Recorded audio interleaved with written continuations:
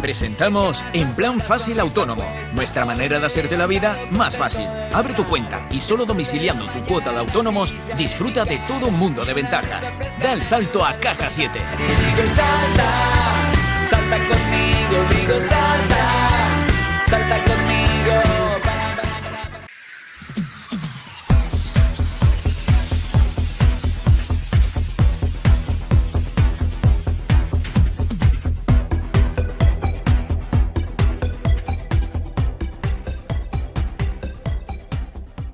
Una de las cosas que se ha comentado en las jornadas, aunque el título de la jornada sea Control biológico en plagas de platanera, una de las cuestiones que más se ha mencionado es el hecho de que debemos considerar el agrosistema como algo holístico, como una unidad en la que participa el suelo, importantísimo, porque la salud de las plantas va a estar directamente relacionada con la salud del suelo. Pero que las herramientas deben ser también no solo herramientas biológicas, sino herramientas físicas, por ejemplo. Los fitosanitarios van a ser necesarios en un momento dado, pero que en el caso de la platanera concreto, un gran desconocido era el control biológico, mientras que para otros cultivos las estrategias de control biológico están mejor desarrolladas. No es así en platanera. Por eso quisimos, teniendo siempre el marco de que el manejo de las plagas es holístico, que son muchas las herramientas que tenemos que priorizar desde una base de prevención subiendo por una pirámide hacia la aplicación de fitosanitarios puntualmente. Son muchas las herramientas que tenemos que tener en cuenta, pero había un gran desconocido que era el control biológico. Por eso específicamente se han hecho estas jornadas. Primero ha participado, hemos comentado los trabajos de investigación que habíamos desarrollado, que desarrollamos además muchos de ellos en colaboración con Asprocan y en colaboración con los cabildos insulares. Hoy, por ejemplo, están hablando desde la perspectiva de las casas comerciales, también desde la perspectiva de la administración que gestiona y regula ese control biológico en Canarias. Y ayer tuvimos, por ejemplo, una jornada práctica porque sigue habiendo mucho desconocimiento en lo que es la identificación de esos enemigos naturales. Las plagas, los productores y técnicos las tienen más conocidas, las saben reconocer, las sufren, pero los enemigos naturales que están haciendo una labor completamente gratuita es lo que todavía pues es una asignatura pendiente para el sector platanero. Platanero, ¿no? Sí, en la primera jornada, en los 2 días, el primer día estamos más enfocado a hablar de las plagas y las opciones biológicas para cada plaga. Hemos diferenciado, sobre todo, hemos hecho hincapié en las plagas clave, que casi siempre van a tener que ser reguladas externamente. Y en el segundo día, un tema que también para la platanera es algo novedoso, si bien ya se ha incorporado, por ejemplo, en cultivos hortícolas, que es el de la biodiversidad funcional, que acerque a esos enemigos naturales a las parcelas dentro del cultivo y que nos apoyan y son fundamentales a la hora de que esas liberaciones que nosotros podamos hacer para adelantar los enemigos naturales, para incrementar las poblaciones de los enemigos naturales, pues tengan un hábitat donde refugiarse, tengan un entorno en el que puedan alimentarse, es decir, que favorezcamos esos enemigos naturales que nosotros liberamos. Islas de vegetación, setos, infraestructuras ecológicas que maximicen precisamente esa función gratuita que nos hace la naturaleza. Hablamos de infraestructuras en el sentido de, por ejemplo, islas de vegetación, márgenes silvestres, setos, cubiertas vegetales, hoteles de insectos, cajas nido. Por ejemplo, el primer día se habló de la importancia de favorecer la incorporación de vertebrados que nos hacen una labor en los cultivos, favorecer el adelantamiento de algunos organismos que a lo mejor, por ejemplo, la platanera es un cultivo difícil a la hora de la instalación, no solo por los fitosanitarios que hasta ahora se han utilizado, sino porque en sí la hoja de la platanera es una superficie que no le gustan muchos insectos útiles. Además, no es un cultivo en el que haya polen, que muchos, aunque consumen otros organismos, es muy importante la alimentación en los periodos en los que las presas no están disponibles, alternativa de polen, de néctar, de otras presas.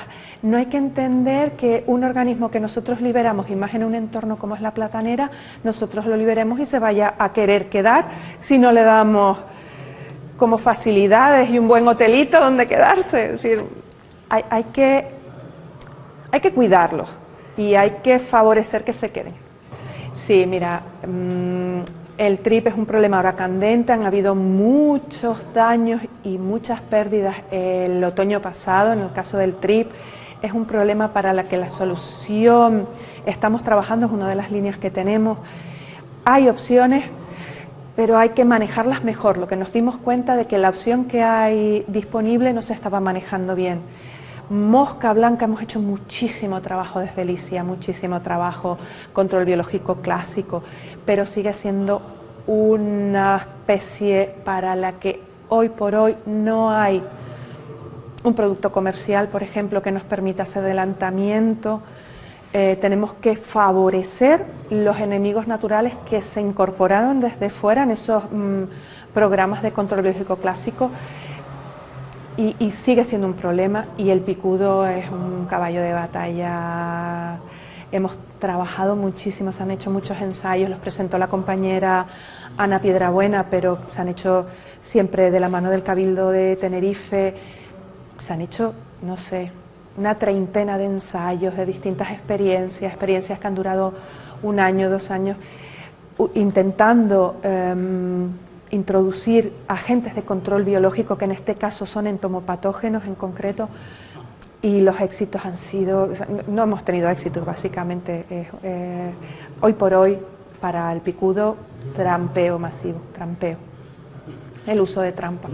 Es que hay determinadas plagas en las que la estrategia debe ser a nivel comarcal, a nivel comarca, a nivel varias parcelas. No, un agricultor solo no va a poder manejar bien esa plaga, porque nos va a venir desde fuera de las parcelas, sobre todo si están situados en zonas en las que la presión por cuestión de jardines ornamentales, jardines privados en los alrededores, pues la presión sea mucha. Es un problema que debe llevar un manejo diferente también, y seguir trabajando.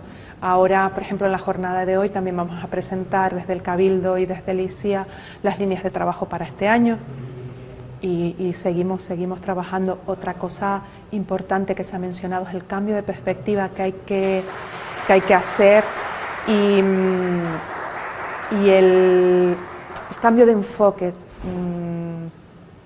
global, y sobre todo que cada vez tenemos más problemas nuevos, y es algo dinámico. No es buscar una solución y ya está. Tenemos que seguir trabajando y de forma continuada. Ajá. Bueno, pues en lo que es en concreto el cultivo de la platanera, nosotros estamos apoyados por 3 proyectos. Las jornadas están organizadas desde el proyecto FruitMac, por el que hacemos casi toda la transferencia y divulgación.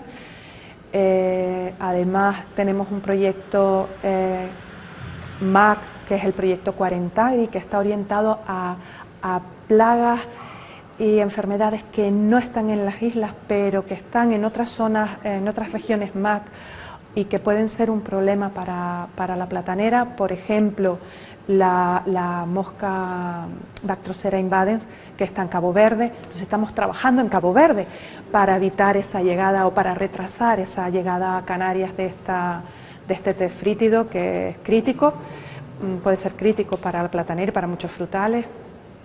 Además, estamos dentro del mismo proyecto Quarentagri, hay un bloque de acciones que están orientadas a la mejora de lo que son los métodos de captura, de detección, temas feromonas, y hemos estado trabajando en picudo, comparando distintas trampas y haciendo trampeo masivo.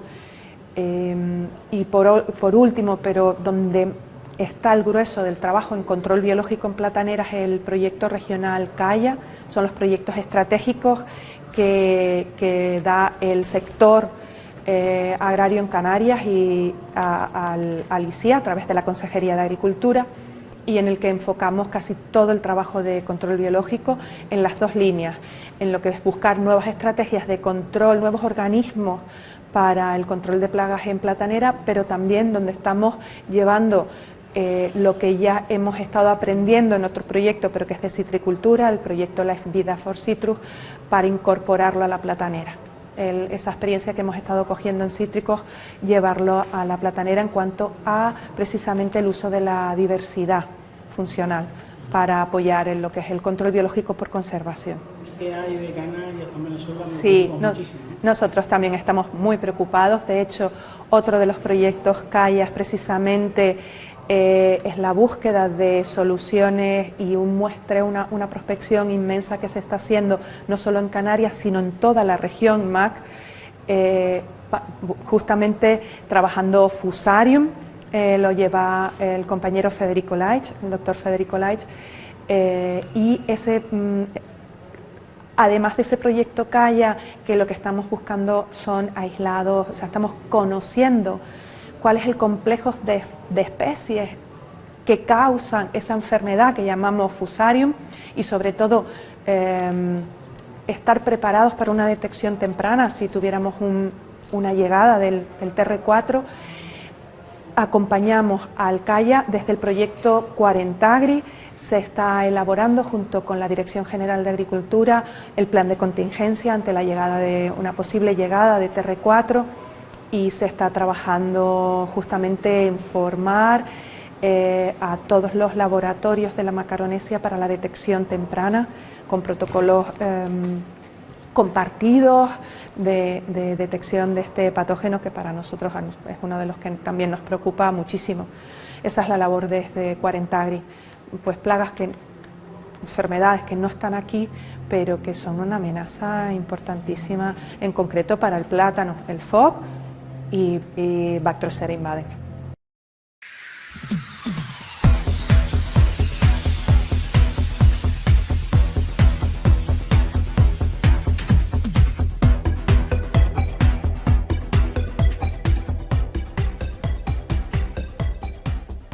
Te presentamos En Plan Fácil, nuestra manera de hacerte la vida más fácil. Abre tu cuenta y disfruta de todo un mundo de ventajas. Da el salto a Caja 7. Despertar y digo salta, salta conmigo, digo salta, salta conmigo.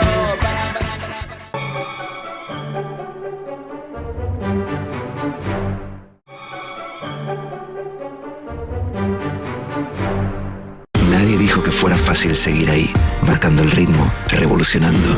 Por eso en Caja 7 tenemos un plan sin comisiones en tu cuenta, tarjetas y transferencias sin coste. Para hacerlo fácil, ya estamos nosotros. Consulta condiciones en cajasiete.com. El agua, fuente y medio de vida. Somos agua en nuestra mayor parte, y en La Palma siempre lo hemos sabido. La cultura del agua, tan arraigada en nuestra isla, siempre nos hizo valorarla y esforzarnos por ella desde tiempos inmemoriales. Hoy, ante los desafíos sociales y ambientales a los que nos enfrentamos, tenemos que seguir haciendo honor a nuestra cultura, llevar el agua allá donde haga falta, asegurar su captación, almacenamiento y saneamiento. Un trabajo de todos y para todos. El cambio está en cada momento que trabajamos por él, en cada esfuerzo, en cada paso y en cada gota. Porque en La Palma somos agua en nuestra mayor parte, y el valor de nuestro esfuerzo completará el resto. Día Mundial del Agua. Es La Palma, Consejo Insular de Aguas, Cabildo de La Palma. Entra en la web planvallelapalma.com y conoce toda la información sobre las ayudas y los avances en la recuperación del sector agrario de La Palma tras el volcán. planvallelapalma.com. Consejería de Agricultura, Ganadería y Pesca, Gobierno de Canarias.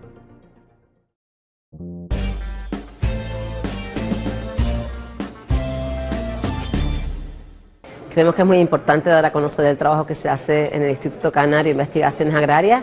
El ICIA yo creo que es una entidad señera de las Islas Canarias y que trabaja día a día para mejorar el sector primario.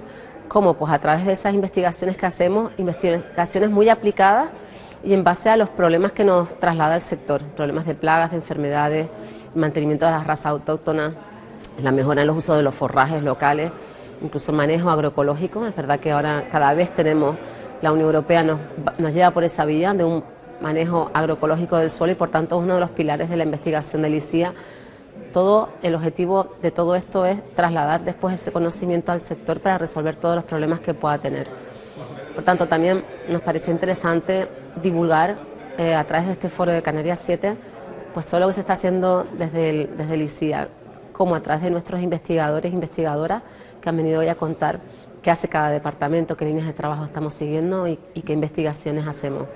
Sí, no solo es tratar las plagas una vez que entren, sino también evitar que entren esas plagas y ahí colabora el ICIA con la Dirección General de Agricultura de la Consejería y con el Ministerio a través de esos puntos de inspección fitosanitaria. Es muy importante prevenir que esas plagas puedan entrar y esas enfermedades y si entrasen poder tener también una acción rápida para controlarlas de forma instantánea, ¿no? Para evitar su dispersión por un territorio que es muy frágil, el territorio de Canarias, y con la globalización los riesgos son muy altos. Es verdad que tenemos la orden del 87 que nos protege, evita la importación de frutales subtropicales que puedan ser vectores de enfermedades y plagas que pueden después afectar a nuestros cultivos, pero es verdad que es complejo controlar todas las entradas y salidas de material vegetal de Canarias y por tanto hay que estar siempre ojo avisor y siempre haciendo controles, incluso monitoreo en campo para detectar la existencia de posibles plagas que entren en Canarias.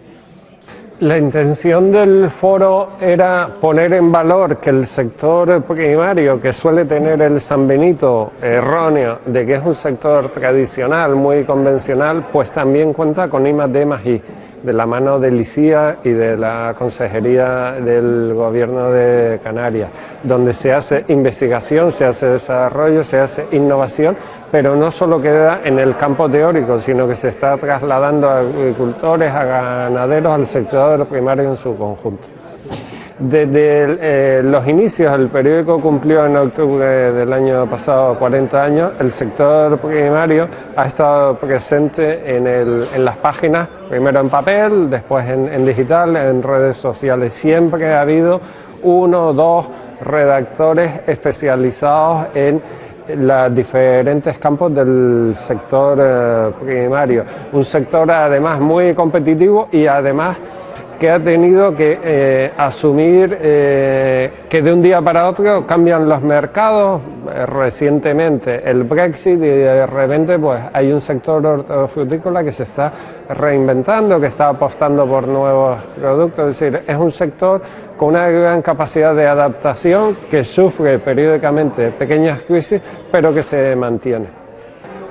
Yo creo que la pandemia cambió muchas cosas y fue absolutamente devastadora desde el punto de vista sanitario, económico y social, pero creo que también va dejando algunas lecciones en positivo y una de ellas es que nos hizo mirar hacia lo que teníamos más cerca, eso que se llama el kilómetro cero, y que de repente la gente empezó a valorar cuando va a la tienda, cuando va al supermercado, o que la gente ha vuelto a los mercados, a los mercadillos y pregunta, ¿y esto de dónde es? Y lo quiero que sea del país y quiero que sea de la tierra, sin menospreciar lo que viene de fuera, pero la gente se dio cuenta que hay unos hombres y mujeres que llevan años ahí trabajando en silencio, levantándose no al alba, mucho antes del alba, y garantizando que, como se vio en pandemia, prácticamente no hubiese desabastecimiento. Hubo días de locura donde la gente iba a comprar productos que después acababa amontonando en casa porque tampoco hacía falta.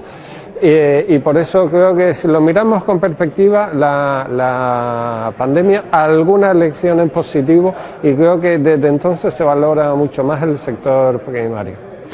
No, nosotros creo que tenemos los medios que hacer un esfuerzo para contar aquello que se está haciendo y que muchas veces no trasciende mediáticamente. Es el caso, por ejemplo, de la labor del ICIA, de gente que lleva ahí desde años investigando, e insisto, haciendo una investigación que no queda solo anotada en papel, sino que se traslada a la economía real, que se traslada a los cultivos, que se traslada a la ganadería, que les permite ser más competitivos. Y creo que una de las obligaciones de los medios es tocar en esa puerta, y por eso este foro, y darles la oportunidad a quienes están ahí de que cuenten lo que hacen, y nosotros los medios, porque a veces son cuestiones muy específicas, muy científicas, pues bueno, los medios, nuestra misión es traducirlo al cristiano para que nos entendamos todos.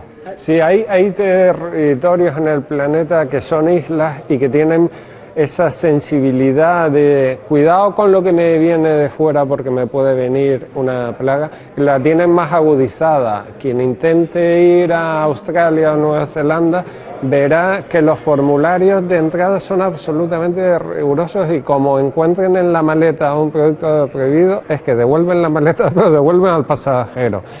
En el caso de Canarias, somos islas, estamos abiertos al mundo porque nuestra economía basada en el turismo depende de estar abierto al mundo, pero todos tenemos que asumir que hay unos controles, y a veces nos incomoda el que te digan que hay unos controles en aduana o en puertos o en aeropuertos, pero son clave para mantener un modelo y para combatir la llegada de esas plagas. Lo estamos viendo, por ejemplo, con la aparición, en el caso de Gran Canaria, culebra californiana. Pues evidentemente la culebra no vino nadando, es decir, alguien trajo la primera, no se le pasó por la cabeza lo que podía ocurrir, y se está, aparte del daño medioambiental, es que tiene un coste económico combatirla. Pero insisto, hay otros territorios insulares que eso lo tienen más asumido, y yo creo que ahí los medios también nos tenemos que implicar en concienciar a la ciudadanía.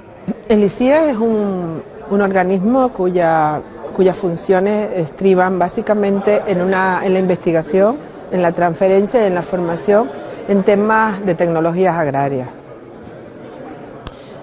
Nosotros tenemos diariamente un feedback con el sector a través de nuestras investigaciones, a través de la serie de jornadas que hacemos y a través de esas relaciones que se montan entre equipos y a veces entre personas que investigan, agricultores que tienen determinados problemas, entre asociaciones. Tenemos también mucha interrelación con los cabildos, con los sindicatos. Tenemos, creo que realmente a nivel social, quien más, quien menos sabe que existimos, que estamos trabajando con una sede central desde Tenerife y con otras sedes en Gran Canaria, por ejemplo, que tenemos pues, la finca de la estación con unos trabajos muy punteros en el sector. Sin embargo, siempre es oportuno tener este tipo de ocasiones donde nosotros podemos establecer un contacto directo con los periodistas, donde se nos hacen preguntas concretas y donde nosotros sintetizamos de alguna manera aquellos objetivos a los que nos estamos dedicando y aquellos resultados que vamos obteniendo. Entiendo que es sano y preciso que la sociedad nos conozca, seres normales, personas para nada con un carácter ni con un lenguaje como se supone que tenemos que tener los investigadores. Los investigadores somos hijos de la tierra, muchos, como en mi caso, somos nietos de agricultores que por nuestra formación académica, por nuestra vocación, hemos tenido la suerte de poder coincidir en este mundo de seres que trabajamos por el beneficio del medio ambiente, por el beneficio de las nuevas generaciones y porque haya más, no solamente salud en el suelo y salud también en las personas, sino también haya más humanismo y haya más respeto entre la especie humana y la naturaleza. Sí, hemos presentado este borrador de decreto porque el objetivo es darlo a conocer precisamente para recabar todos los comentarios y las opiniones de los afectados. Es lo que nos interesa, es mejorar el decreto para hacerlo con el mayor consenso posible de todos los afectados.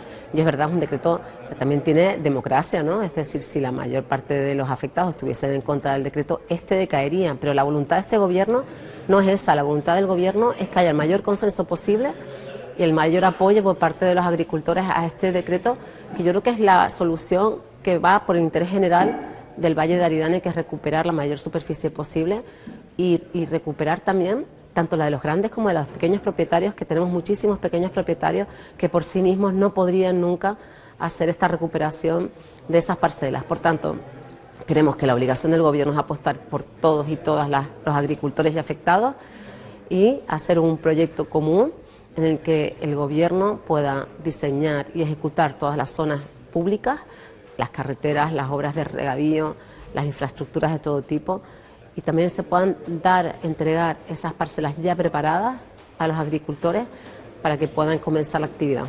Sí, tendremos reuniones las próximas semanas para recoger todas esas opiniones y para poder incluirlas en ese borrador de decreto que esperamos que antes de finales del mes de abril podamos aprobar en gobierno y dejarlo ya aprobado. Después lleva otra hoja de ruta que lleva una información pública, ese decreto. Bueno, hemos tenido una legislatura muy compleja y la verdad con mucho trabajo y finalmente empañada por estas cuestiones que lamentamos tremendamente desde la Consejería, porque pone en duda el nombre de la Consejería, sobre todo de los funcionarios de la Consejería, y también pone en duda la gestión de los fondos que hace esta Consejería. Yo creo que los hacen con muchísimos controles cruzados. Llevamos muchos años gestionando fondos europeos y por tanto se ha ido mejorando esos controles de manera que el que gestiona no es el mismo que paga, no es el mismo que audita y que certifica. Por tanto, esa independencia entre las distintas personas que entran a tramitar una ayuda nos garantiza que los fondos están bien ejecutados. Es verdad que en el equipo hemos tenido determinados directores generales pues con los que no estábamos contentos con su gestión. Es el caso de este señor, del exdirector general de Ganadería, y que por tanto en el año pasado pues se produjo su cese por determinados errores durante su gestión que al final afectaban de forma negativa al sector y que por tanto no podíamos tolerar mantenerlo en ese cargo. Por tanto, el año pasado cesamos al director general por una falta de confianza derivada de una mala gestión. Bueno, ahora encontramos estas cuestiones, estas supuestas cuestiones que además, bueno, pues nos viene a dar la razón en el momento en el que lo cesamos, ¿no? a esta persona, entendiendo que no estaba a la altura de este cargo que tenía que ostentar como alto cargo del Gobierno de Canarias. Bueno, en la gestión de la Dirección General de Ganadería había errores importantes, como por ejemplo las subvenciones a los planes forrajeros, a los cabildos, que se retrasaron de forma constante durante meses y meses. Hasta finales del año pasado no se pudieron concretar, durante todo el año se fueron retrasando por una falta de diligencia por parte de la gestión. Y también en los fondos del POSEI para los afectados del volcán, también esa gestión con los afectados del volcán fue muy poco empática, tuvo muy poca cercanía por parte del director general, incluso esas modificaciones que se hicieron en el POSEI de ganadería no se aplicaron y los ganaderos pudieron solo cobrar esas ayudas a final del año 2022. Por tanto, era un cúmulo de circunstancias que nos indicaban que era mejor un cambio en la Dirección General de Ganadería para mejorar la gestión al final, porque una mejora de la gestión significa una mejora del sector ganadero. Ciertamente nos ha tocado una época muy compleja en la que todos hemos tenido que dar el 100% o el 150% para poder estar a la altura, y es verdad que hemos tenido que hacer ajustes y cambios en la consejería. Este no es el primero, este sería el segundo cambio que se hizo en la consejería para poder ajustar y tener una mejor eficiencia en el trabajo y la gestión de la consejería en un momento muy complicado.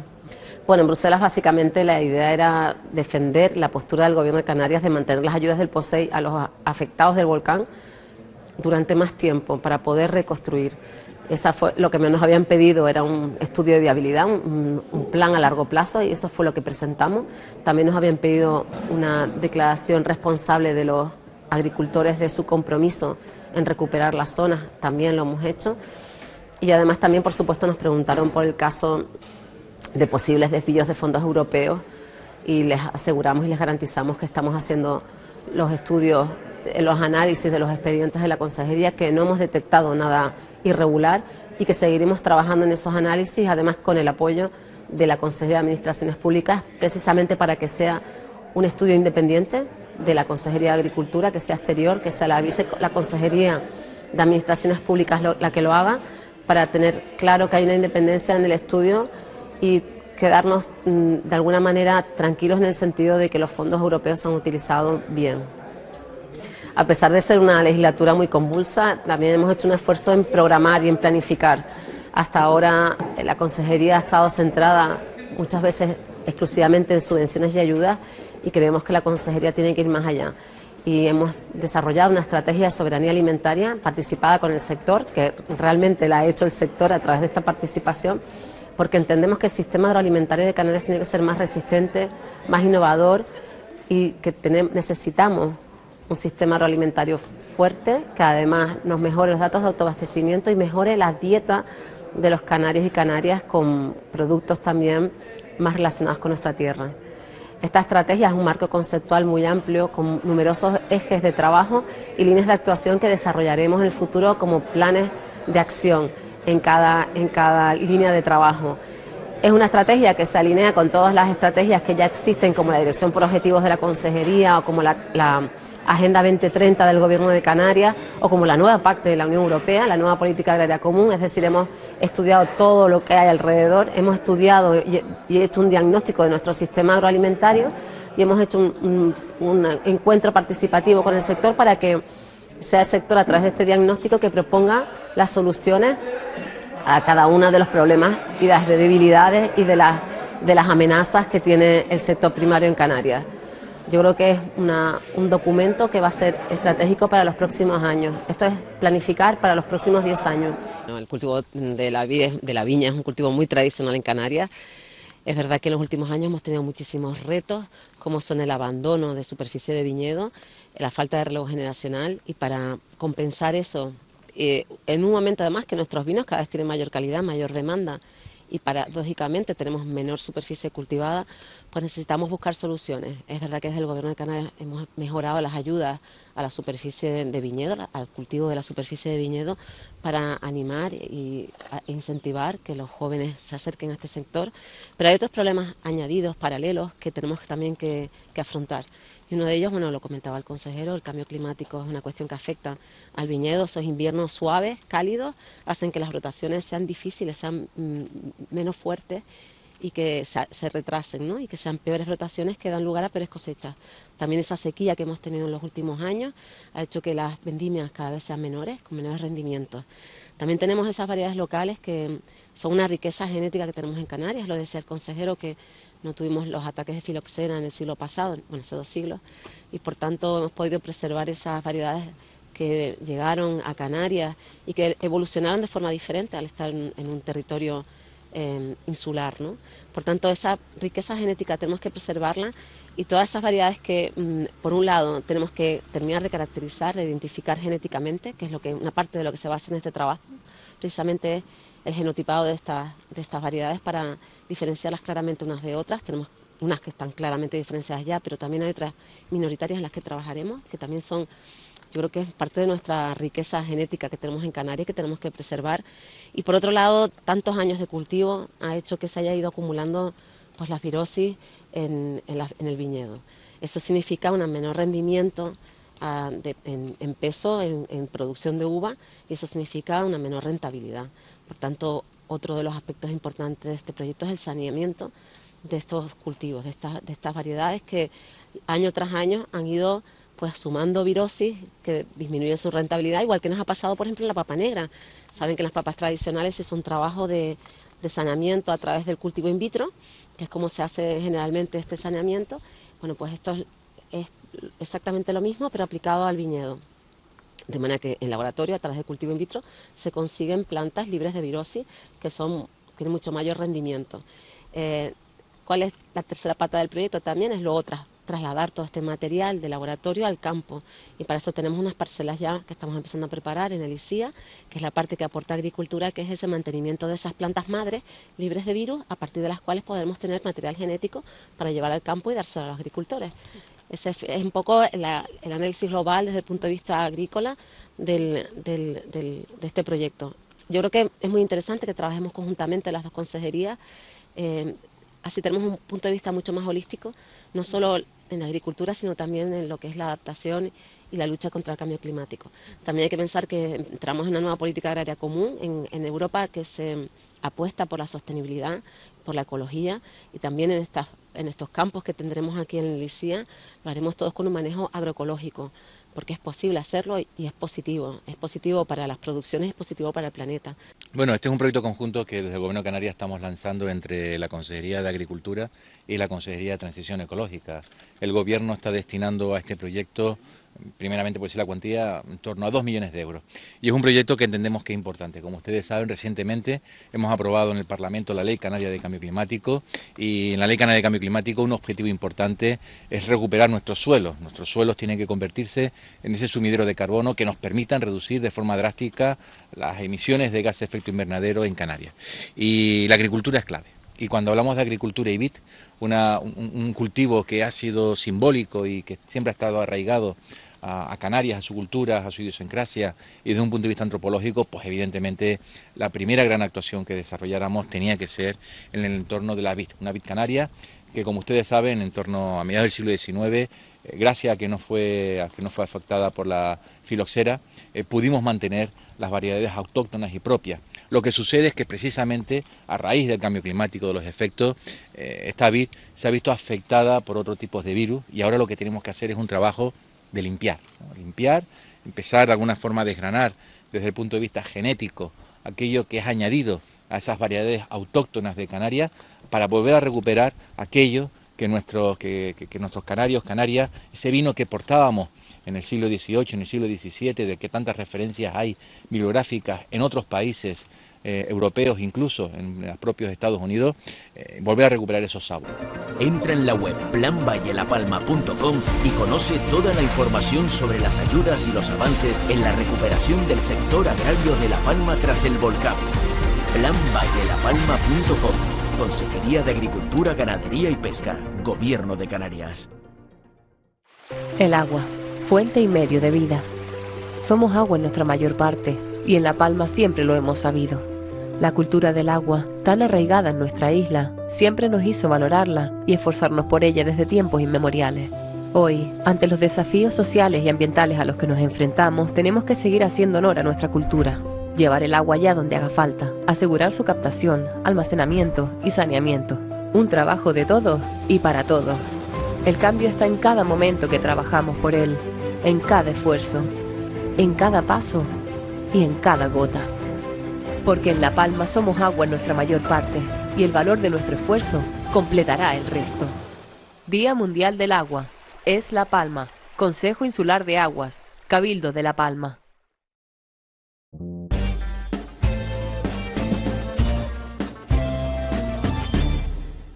Nadie dijo que fuera fácil poner lo mejor de nuestra tierra en tu mesa. Por eso en Caja 7 tenemos un plan sin comisiones en tu cuenta, tarjetas y transferencias sin coste. Para hacerlo fácil, ya estamos nosotros. Consulta condiciones en cajasiete.com.